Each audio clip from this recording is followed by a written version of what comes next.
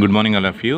ఈవేళ క్లాస్లో మనం చూసే topic speed control of DC motor. So మోటార్ని మన లాస్ట్ క్లాస్లో ఇప్పటివరకు ఏం చూసామంటే మోటార్కి సప్లై ఇస్తే ఎలా రొటేట్ అవుతుంది అన్న వరకు డిస్కస్ చేసాము.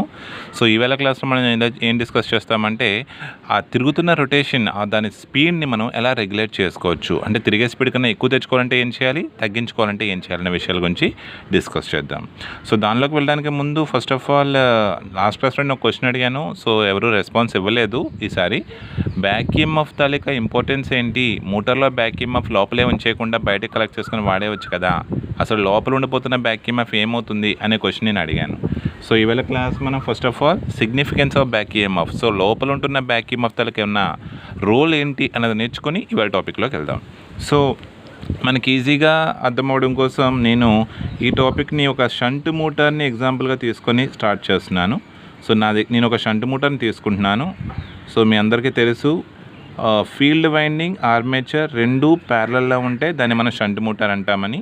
సో యాజ్ యూ నో నేను వి అనే వోల్టేజ్ ఇచ్చాను. సో దీనికి ఉన్న resistance armature resistance RA, shunt field resistance RSH, లైన్లో ఫ్లో అవుతున్న కరెంట్ ఐఎల్, ఆర్మేచర్లో ఫ్లో అవుతున్న కరెంట్ ఐఏ అండ్ ఫీల్డ్లో వెళ్తున్న కరెంట్ ఐఎస్హెచ్. సో దీనికి ఒకసారి మనం లాస్ట్ క్లాస్లో చూసాము voltage equation. So V is equal to ఏమని రాసుకున్నాము, ఈబీ ప్లస్ ఐఏఆర్ఏ అనే ఒక వోల్టేజ్ ఈక్వేషన్ మనం రాసుకోవడం జరిగింది లాస్ట్ క్లాస్లో. నేను దీనికి డెరివేషన్ కూడా నేర్పించాను మీకు. సో ఈవేళ క్లాస్లో మనం ఏం చేస్తున్నామంటే V is equal to EB plus IARA అయితే ఈ ఈబీ తాలూకా ఇంపార్టెన్స్ తెలియాలి అంటే ఫస్ట్ ఆఫ్ ఆల్ ఐఏకి ఫార్ములా ఏంటో చూద్దాం. సో ఐఏని ఇక్కడే ఉంచేసి ఐఏఆర్ఏని ఇక్కడే ఉంచేసి ఈబీ కూడా ఇటు తీసుకొస్తే ఏమవుతుంది, V minus EB is equal to IARA అవుతుంది. సో దీని నుంచి ఐఏ కావాలి అంటే ఆర్ఏ కూడా ఇటు తీసుకొస్తే డివైడ్ అవుతుంది కదా. It means finally IA is equal to V minus EB by RA అనే కంక్లూజన్ మనకు వచ్చింది. సో ఇక్కడ మనం నేర్చుకోవాల్సిన విషయం ఏంటంటే ఫర్ ఎగ్జాంపుల్ ఒక మోటార్కి మనం 220 volts V ఇస్తే, ఎంత వోల్టేజ్ ఇచ్చాను, 220 volts ఇస్తే దాని armature resistance RA for example 1 ohm ఉందనుకుందాం. If in case back EMF కానీ లోపల లేదు, అసలు బ్యాక్ ఈఎంఎఫ్ వాల్యూ 0 అనుకుంటే, ఈబీ 0 అనుకుంటే ఆ టైంలో ఏమవుతుంది, 220 minus 0/1. So 220/1 is equal to ఆ టైంలో current IA is equal to 220/1 అంటే 220 amperes అయిపోతుంది. సో అలా కాకుండా నెక్స్ట్ కేసులో ఏం చేస్తున్నానంటే ఫర్ ఎగ్జాంపుల్ సేమ్ ఇదే వోల్టేజ్ ఆర్మేచర్కి ఇంతే రెసిస్టెన్స్ ఉంది. ఫర్ ఎగ్జాంపుల్ బ్యాక్ ఈఎంఎఫ్ 0 కాకుండా EB value, if in case EB value 0 కాకుండా 200 volts అనుకుందాం. ఈబీ వాల్యూ ఎంత అనుకుంటున్నాం, 200 volts. సో ఈ టైంలో అయ్యే ఏమవుతుంది, so as you no 220 minus 200/1 అంటే 20/1 ఈజ్ ఈక్వల్ టు 20 amperes అవుతుంది. సో మీకు ఈ రెండు ఐఏస్ని చూస్తే మీకు అర్థమవలసిన విషయం, ఒక మోటార్లో బ్యాక్ ఈఎంఎఫ్ అంటూ ఉంటే అది 20 amperes తీసుకుంటుంది. అదే స్పెసిఫికేషన్ ఉన్న మోటార్ బ్యాక్ ఈఎంఎఫ్ 0 అయినప్పుడు 20కి బదులు 220 amperes తీసుకుంటుంది. అంటే అరౌండ్ 10 times ఎక్కువ కరెంట్ తీసుకుంటుంది. అంటే ఒక మోటార్లో బ్యాక్ ఈఎంఎఫ్ ఉంది అంటే అది లోపల వేస్ట్ అవ్వట్లేదు, ఆ బ్యాక్ ఈఎంఎఫ్ వల్లే ఆ మోటార్ తీసుకునే కరెంట్ తగ్గుతుంది అనేది మనం నేర్చుకోవచ్చు. సో ఇక్కడ మనం అర్థం చేసుకోవాల్సిన విషయం ఏంటంటే బ్యాక్ ఈఎంఎఫ్ లేకపోతే హై కరెంట్స్ ఉంటాయి, బ్యాక్ ఈఎంఎఫ్ అంటూ లోపల ఉండడం వల్ల తీసుకునే కరెంట్ ఏమైంది, తక్కువైంది. సో ఇంకొక విషయం మీకు తెలుసు, బ్యాక్ ఈఎంఎఫ్ అంటే ఎప్పుడు జనరేట్ అవుతుంది అనుకున్నాం, జనరేటర్ ప్రిన్సిపల్ ప్రకారం బ్యాక్ ఈఎంఎఫ్ జనరేట్ అవుతుంది అనుకున్నాం. సో ఎలా అనుకున్నాము, so north pole south pole ఉంటే, సో ఎప్పుడైతే మీ కండక్టర్స్ రొటేట్ అవుతున్నాయో, రొటేట్ అవుతున్నప్పుడు ఫ్లక్స్ని కట్ చేస్తే ఈఎంఎఫ్ వచ్చింది. ఆ ఈఎంఎఫ్ని మనం ఏమన్నాం, back EMF. So for example ఇప్పుడే స్టార్ట్ చేశాను మోటార్ని, సప్లై ఇచ్చాను, ఇచ్చిన వెంటనే తిరిగేస్తుందా, ఇచ్చిన సెకండ్కి స్పీడ్ ఎంత, 0. మరి ఆ టైంలో బ్యాక్ ఈఎంఎఫ్ ఉంటుందా, తిరిగితేనే కదా కట్ అయ్యి ఫ్లెక్స్ కట్ అయ్యి ఈఎంఎఫ్ ఇండ్యూస్ అవుతుంది. సో తిరగట్లేదు అంటే కటింగ్ ఉండదు, కటింగ్ ఉండకపోతే ఈబీ వాల్యూ ఎంత, సో N0 అయితే EB value 0. So EB value 0 అయితే అప్పుడు కరెంట్ 20 220 అంటే నా ఎగ్జాంపుల్ ప్రకారం 220 మీన్స్ లో కరెంట్సా హై కరెంట్సా, వెరీ హై కరెంట్స్. సో అందుకనే స్పీడ్ 0 అంటే ఎప్పుడు అది స్టార్టింగా రన్నింగా, ఇప్పుడే ఆన్ చేశాను, సో ఆన్ చేసిన స్పీడ్ 0. సో స్టార్టింగ్లో స్పీడ్ 0 కాబట్టి స్పీడ్ 0 వల్ల హై కరెంట్స్ ఫ్లో అవుతాయి. సో మీరు మీరందరూ నేర్చుకునే ఉంటారు. స్టార్టింగ్లో మోటార్ని స్టార్ట్ చేయడం కోసం స్టార్టర్ని యూజ్ చేస్తాం. సో ఎందుకు యూజ్ చేస్తామంటే స్టార్టింగ్లో హై కరెంట్స్ వెళ్తాయి, ఆ కరెంట్స్ని రిడ్యూస్ చేయడం కోసం స్టార్టర్ యూజ్ చేస్తామని మీ అందరూ నేర్చుకునే ఉంటారు. సో ఎందుకు స్టార్టింగ్లో హై కరెంట్స్ వెళ్తాయి అంటే మనం అర్థం చేసుకోవాల్సిన విషయం, స్టార్టింగ్లో స్పీడ్ జీరో అంటే తిరగకపోతే ఫ్లెక్స్ని కట్ చేయకపోతే back EMF zero. So as per this equation back EMF zero అయితే కరెంట్ ఎక్కువ ఉందా తక్కువ ఉందా? చాలా ఎక్కువ ఉంది. సో ఈ రీజన్ వల్ల హై కరెంట్ స్టార్టింగ్లో ఫ్లో అవుతాయి. సో ఆ హై కరెంట్స్ వల్ల మోటార్ డ్యామేజ్ అయ్యే ఛాన్స్ ఉంది కదా, అలా డ్యామేజ్ అవ్వకుండా ఉండడం కోసం మనం ఏం యూజ్ చేస్తాము? స్టార్టర్ యూజ్ చేస్తాము. సో స్టార్టర్ కేవలం స్టార్టింగ్ కరెంట్స్ని రిడ్యూస్ చేయడమే కాదు, చాలా పనులు చేస్తుంది. వాటన్నిటి గురించి మనం క్లియర్గా నెక్స్ట్ క్లాసెస్లో నేర్చుకుంటాము. సో ఇవాళ క్లాస్లో మనం వరకు నేర్చుకోవాల్సింది సిగ్నిఫికెన్స్ ఆఫ్ బ్యాక్ ఈఎంఎఫ్. అంటే back EMF places a very important role in DC motor. If back EMF is absence, the motor will draws around 10 to 11 times of rated current అనే conclusion మనకు వచ్చింది. So ప్రాక్టికల్గా ఇది మనకు కనిపిస్తుంది కూడా. ఎప్పుడు కనిపిస్తుంది? At the time of starting. So that is about the importance of back EMF. So ఇది అయిపోయిన తర్వాత మనం ఇవాళ టాపిక్ ఏంటి అసలు? Speed control. సో ఇప్పుడు మనం ఏం చేస్తాము అంటే మోటార్ని స్పీడ్ని ఎలా కంట్రోల్ చేయాలి అనేది నేర్చుకుందాం. సో స్పీడ్ని కంట్రోల్ చేయాలంటే ఫస్ట్ ఆఫ్ ఆల్ అసలు దేన్నైనా కంట్రోల్ చేయాలి అంటే మనకి ఫస్ట్ ఆఫ్ ఆల్ అది దేని మీద డిపెండ్ అవుతుందనే విషయం మనకు తెలియాలి. సో స్పీడ్ అనేది దేని మీద డిపెండ్ అవుతుంది అంటే మనం ఈజీగా గుర్తుపెట్టుకోవాలి అంటే N is proportional to EB back EMF మీద డైరెక్ట్లీగా అండ్ ఫై ఫ్లెక్స్కి ఇన్వర్స్లీ ప్రపోర్షనల్గా డిపెండ్ ఉంటుంది. So N is proportional to EB/φ. ఇది మీరు గుర్తుపెట్టుకుంటాను అంటే దీనికి కూడా మనం డిరైవ్ చేయొచ్చు. సో డెరివేషన్ గురించి మనం నెక్స్ట్ క్లాస్లో కొంచెం ముందుకెళ్ళే కొద్దిగా చూద్దాం. ప్రస్తుతానికి N ఈజ్ ప్రపోర్షనల్ టు మనం ఏమనుకుంటున్నాము? EB/φ అని వచ్చింది. సో అంటే EB ఈజ్ నథింగ్ బట్ ఏంటి? V - IARA బై φ, కాబట్టి ఇక్కడ φ రాసుకున్నాను. అంటే మీ మోటార్ తిరుగుతున్న స్పీడ్ అన్నది ఫ్లెక్స్కి ఇన్వర్స్లీ ప్రపోర్షనల్లోను అండ్ న్యూమరేటర్లో ఏముంది? RE అంటే ఆర్మేచర్ రెసిస్టెన్స్, IA అంటే కరెంట్, అది మీరు వేసిన లోడ్ మీద డిపెండ్ అయ్యేది, V అంటే మోటార్కి ఇస్తున్న వోల్టేజ్. సో వోల్టేజ్కి directly proportional. So flux speed మార్చాలి అంటే మీకు 2 ఆప్షన్స్ ఉన్నాయి. అయితే మోటార్కి ఆర్మేచర్కి వెళ్తున్న వోల్టేజ్ని మార్చచ్చు, లేదు మోటార్లో డెవలప్ అవుతున్న ఫ్లెక్స్ని మార్చచ్చు. ఈ రెండిటిలో ఏదో ఒకటి మార్చినా స్పీడ్ ఏమవుతుంది? చేంజ్ అవుతుంది. సో ఇప్పుడు ఫర్ ఎగ్జాంపుల్ నేను ఫ్లెక్స్ని రెడ్యూస్ చేశాను. సో డినామినేటర్లో ఉంది కాబట్టి ఫ్లెక్స్ తగ్గితే స్పీడ్ ఏమవుతుంది? ఇంక్రీజ్ అవుతుంది. సో ఆల్వేస్ ఉన్న వాల్యూస్ కన్నా మనం రెడ్యూస్ చేయడమే జరుగుతుంది కానీ పెంచడం జరగదు. ఎందుకంటే వీటిని రెగ్యులేట్ చేయడం కోసం మనం సిరీస్లో ఒక రెసిస్టర్ పెడతాము. రెసిస్టర్ పెట్టడం వల్ల ఏమవుతుంది? టోటల్ రెసిస్టెన్స్ పెరిగి కరెంట్ తగ్గుతుంది. సో ఫీల్డ్లో వెళ్ళే కరెంట్ తగ్గుతుంటే ఫ్లెక్స్ తగ్గుతుంది.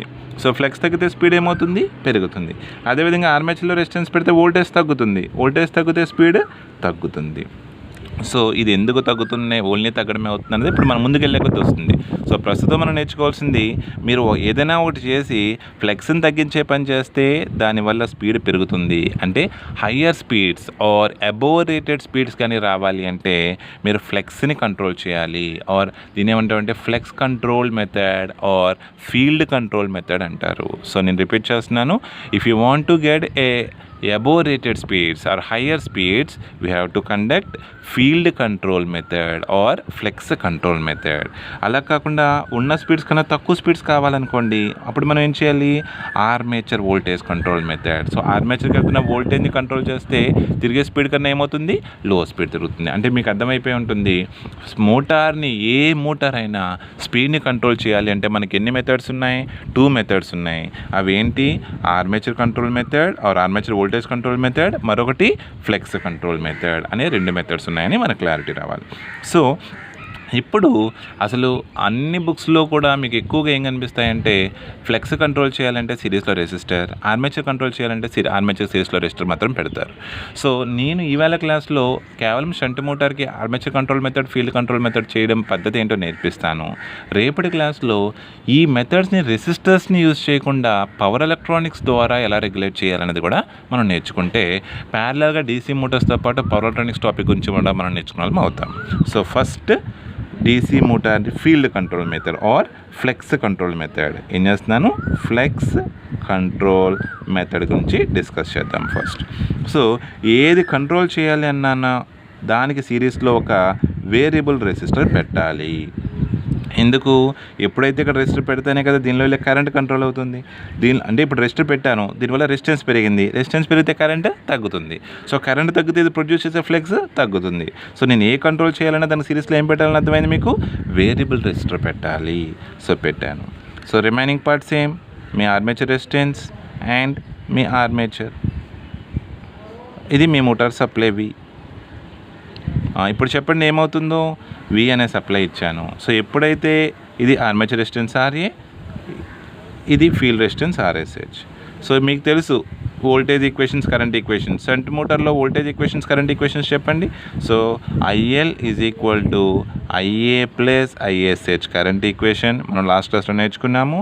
And V is equal to EB plus IARA అన్నది వోల్టేజ్ ఈక్వేషన్. సో మన ఈక్వేషన్ ఏంటి, స్పీడ్ కంట్రోల్ చేస్తున్నాం కాబట్టి speed N is proportional to ఏంటి, ఈబీ బై 5.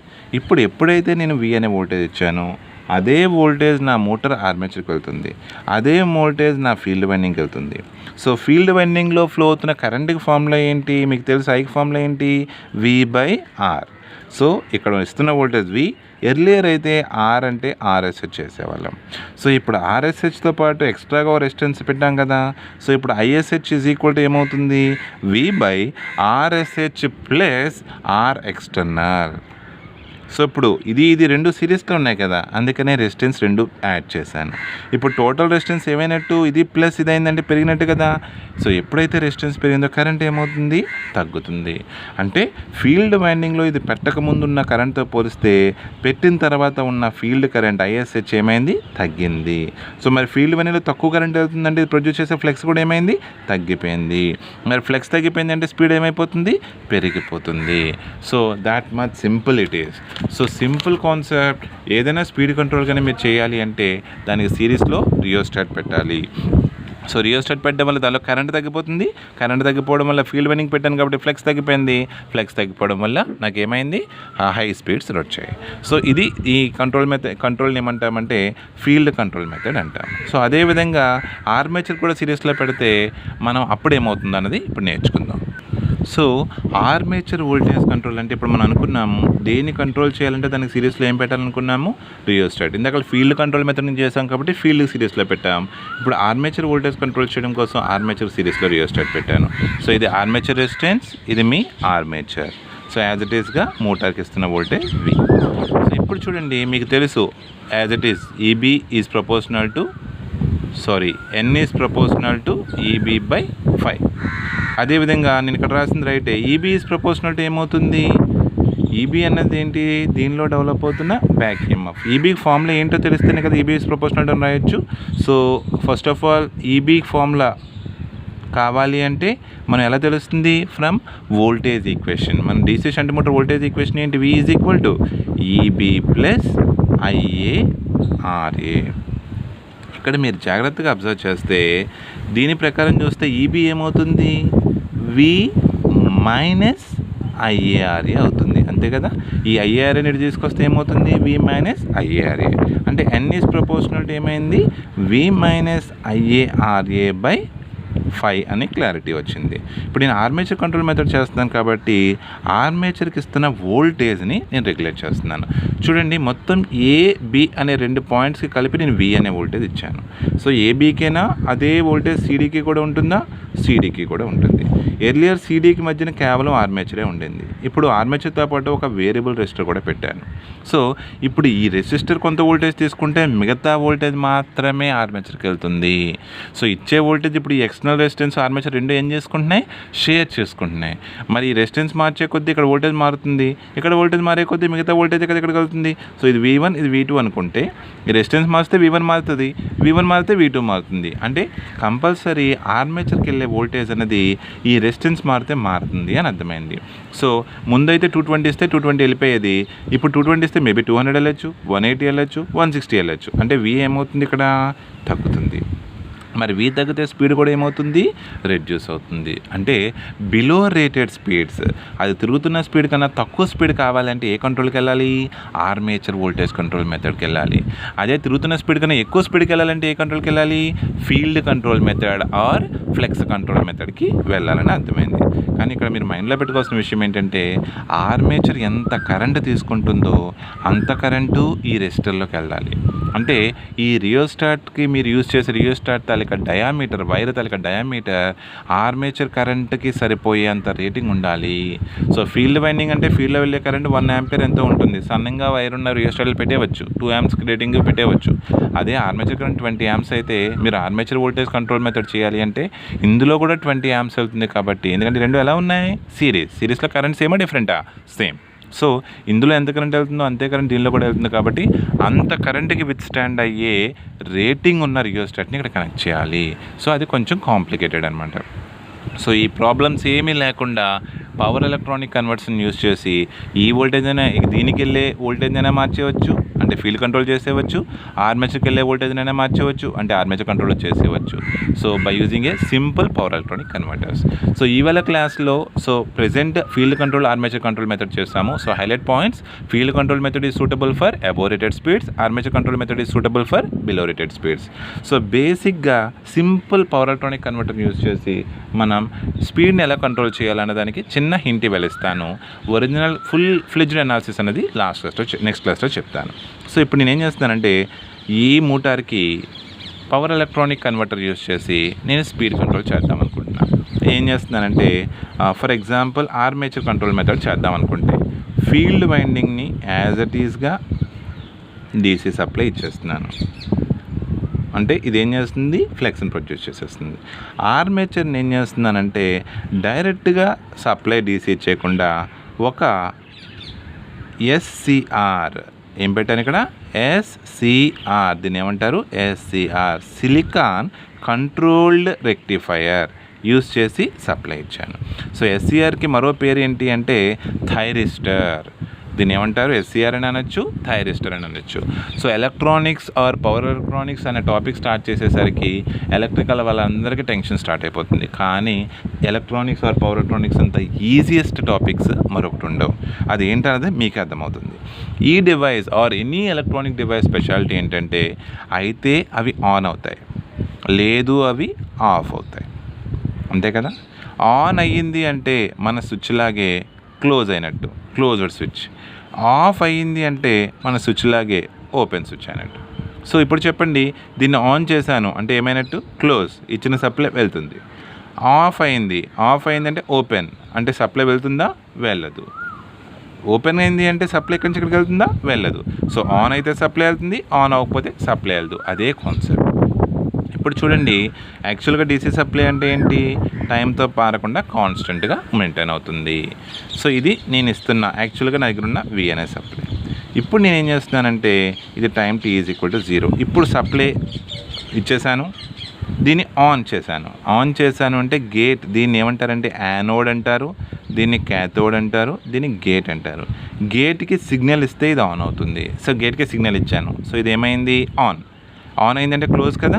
సో ప్లస్ ఇక్కడికి వచ్చింది, మైనస్ ఇక్కడికి వస్తుంది. సో ఇన్పుట్లో ఏది ఇస్తే అదే నాకు అవుట్పుట్లోకి వచ్చేసింది. ఇన్పుట్లో ఏది ఇస్తే అదే నాకు ఎక్కడికి వస్తుంది, అవుట్పుట్లోకి వస్తుంది. కాసేపు అయిన తర్వాత ఆఫ్ చేశాను, దీన్ని ఏం చేశాను, ఆఫ్ చేశాను అంటే ఇది ఓపెనా క్లోజా, ఓపెన్.